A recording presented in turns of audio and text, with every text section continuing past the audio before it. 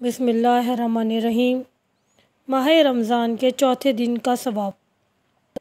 حضرت رسول خدا صلی اللہ علیہ وسلم نے فرمایا، خداوندِ عالم چوتھے دن جنت میں تمہیں 70,000 محل عطا کرے گا، اور ہر محل میں 70,000 گھر ہوں گے، اور ہر گھر میں 50,000 تخت ہوں گے، اور ہر تخت پر ایک حور بیٹھی ہوگی، اور ہر حور کے لیے 1000 کنیزیں ہوں گی، اور ان میں سے ہر ایک اس دنیا مافیہ سے بہتر ہے۔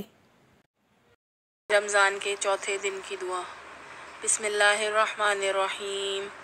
اللہم قوّنی فیہ علی اقامت امرک وارزقنی فیہ حلاوت ذکرک واوزعنی فیہ لذائذ شکرک بکرمک واحفظنی فیہ بحفظک وسترک یا ابصر الناظرین۔